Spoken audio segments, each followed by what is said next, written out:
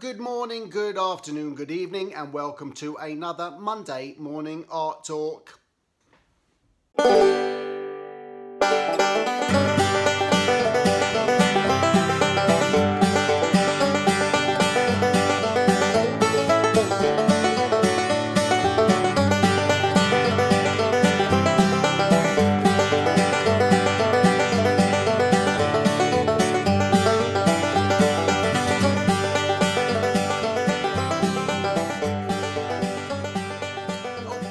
So today I wanted to just first off say, come stop by Comic-Con. I'll be there at the end of aisle 1000 near the snacks. And I love that because that's where people get to eat and I get to watch them eat. But that's where I'll be. If you're going to be at Comic-Con, I will see you there. So today what I wanted to talk about was maybe not so simple concept, but the concept of just stop rushing.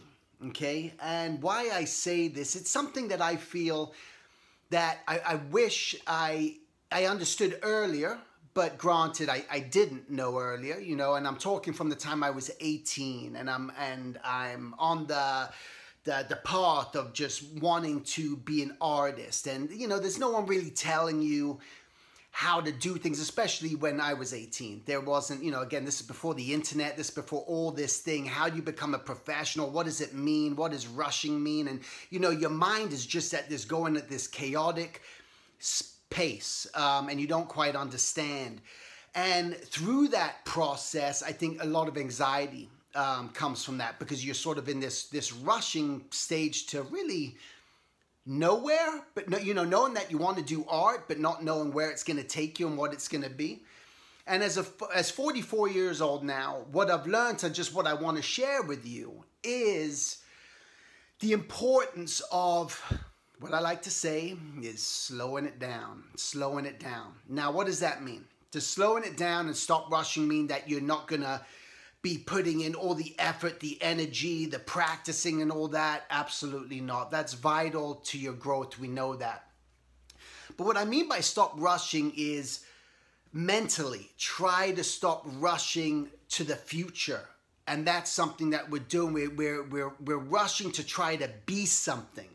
And that's just not going to happen. It's really pacing, and it's about the pacing, and it's about, as long as you're putting one foot in front of the other, that's what's most important, you know, that you're doing things almost just steadily and calmly, as opposed to sort of like doing something too quickly and chaotic, and you just almost what's the right word that I sort of want to use is just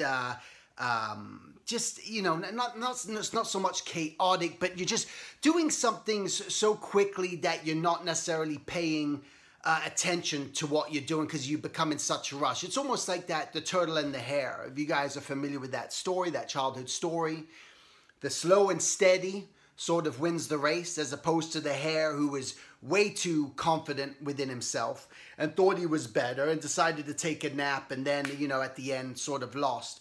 And so what I've realized in my time, I think that I want to share with you, is that slowly and steadily is just a more grounded way of going about it. Okay, so as you're moving towards your intention, the things that you're trying to accomplish, you're a studio artist, you want to go beyond that. You're in school, you want to go beyond that. And again, just this mental mindset of just knowing that I am working at it. I am paying attention to what I'm doing.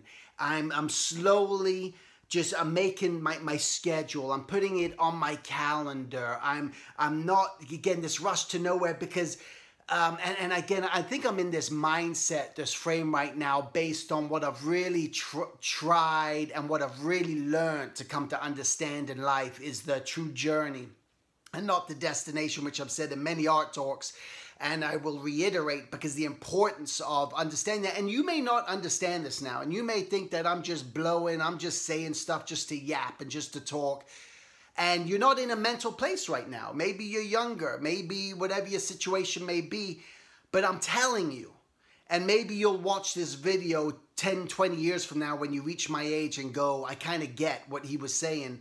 And what I'm just trying to say is that we're rushing to try to get to that whether it's notoriety, whether that fame, acceptance. We want people to notice us, and we want to be part of something bigger, greater. That our artwork means something, that people are paying attention to it, that we are something, right? And through that mindset of wanting that, we're rushing things, and we're rushing to try to get our artwork out there. It's something I've said many times. Don't be in such a rush to put your artwork out there, whether you're doing your own YouTube videos, whether you're doing Patreon, whether you're setting up at conventions. I see people doing it, and they're not at the right level and the right time. And you just got to be honest with yourself. You say, well, when's the right time? When do I start to pick up that momentum and try to get all this stuff out there? And the reality is, you can't control that. You can't control that. It's just a matter of, I think you know internally where you're at, okay? An artist is always going to beat up on themselves. They're never going to feel, you should have eventually build the confidence. That's important. But you're truly always going to have that little bit of doubt within yourself. And you're going to, because again, we're comparing ourselves. We're looking at other people's artwork. We don't think we're as good as them. So does that mean I don't put stuff out there? No, just because you're not as good as someone. But I'm talking about being competent and good, and not just going out there and putting yourself out there so quickly when you're still a student per se, and you're trying to teach other people's philosophies, and you're not even there yet yourself, and you're just taking other people's ideas and sort of regurgitating it, but you're not at that level truly yourself. Those are the things that I'm saying. Just don't be in such a rush, to get there. And I know, God, I got to get those YouTube followers, and I got to get those this, and I got to get that, and I got to make my mark. But the reality is, I think when you come to the place and realize that it is about slowing it down and going at that slow and steady pace, and knowing that if you're lucky, you got the next 85 years on this planet. And what I want to say is that what are you rushing towards? What is it your intention even is? Are you want to be a millionaire? Don't think that that's going to happen in animation. A lot of people think if I sell my own show, if I do this, I'm going to become a multimillionaire and all this. Again, you got to decide what you want. Are you the sort of artist that wants to be like Richie Rich, and you want to have helicopters, or you want to have just a big dining room table that you can barely see your spouse or partner, at the other end of the table, and have all the fancy stuff? Is that what you want? You want the fancy cars? What do you want? Is that important to you? And knowing that. So deciding what it is you're really aiming towards, and maybe say, well, I just want steady work. I want to get that. I want to get hired at jobs. Okay.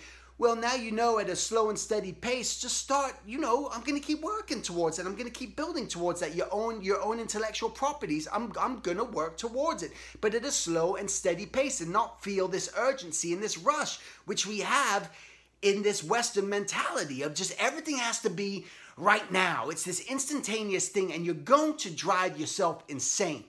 You're going to drive yourself insane, and you're not going to be fulfilled, and you're not going to be happy. And again, you're just trying to compare yourself to other people. And one of the greatest things that I sort of rediscovered just recently through one of my Skype mentorships, I was talking to this guy who may be watching right now, and he's living in Australia right now, but he's not Australian, he's English. He's been traveling around the world for 7 years. 7 years traveling, because he's got the traveling bug. Now, how is he making money? Right, he wants to do art too. He's building upon his art. I was helping guide him on how to sort of like mold it just a little bit more, because he's feeling like he wants to settle down a bit.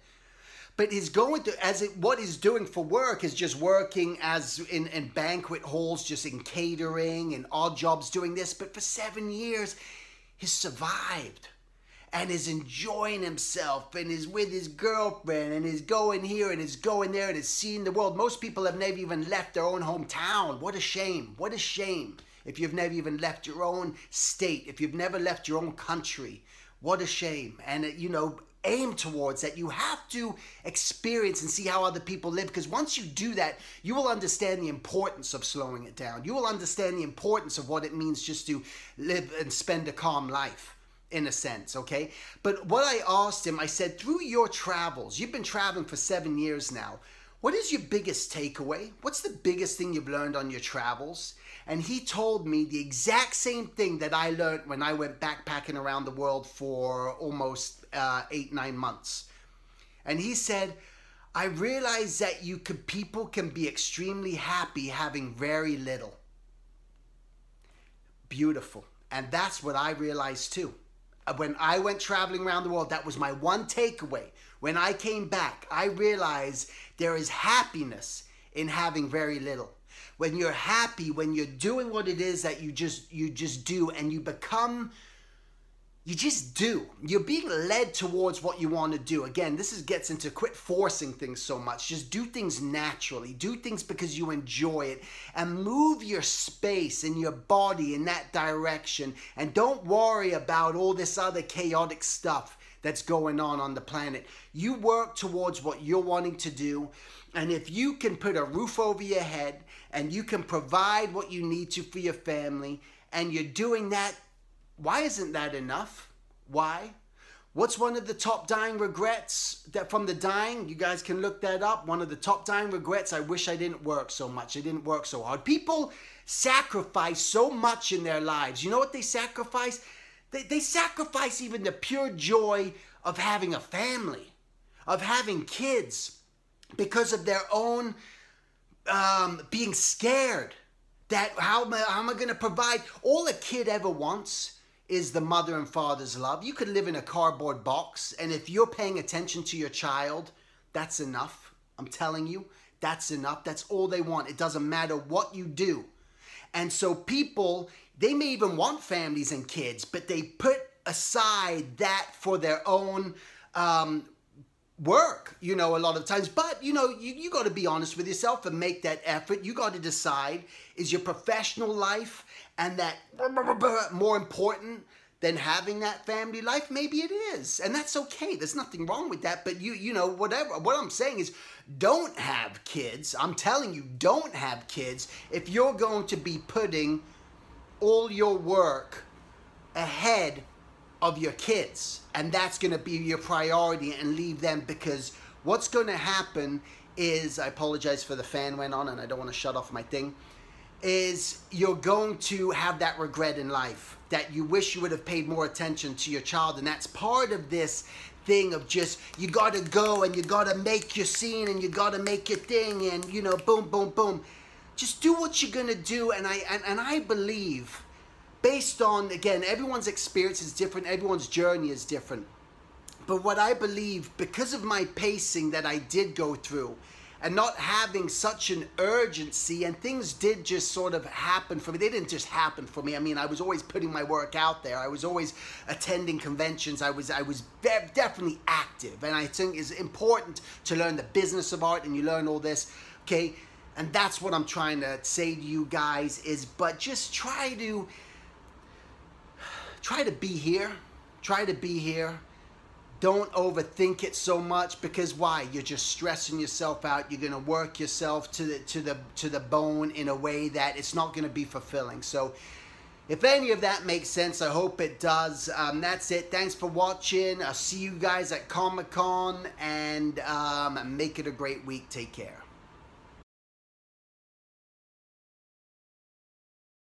Hello, this is Steven, and I just wanted to tell you about this cool thing that I'm doing right now through my website at silvertunes.com. It's a Skype mentorship. In a sense, what I want to do is just talk to you, meet you, tell me about things that are happening in your life, see if there's anything that I could do to help you. I can look over your artwork, do your portfolio, and just maybe try to push you in the right direction that you want to take your life and your journey, all right? So you can go to silvertunes.com, go to classes, click on mentorship, and you can learn all about it. We can try to arrange a time, set up a date. It doesn't matter where you live in the world. And I just wanted to make it just very affordable, just to open it up, because I love doing this. I love meeting people from all over the planet. It's a really cool thing, and with this technology, why not? So that's it. Thanks. Whoa. Go back. Go back. Wait, go back. Go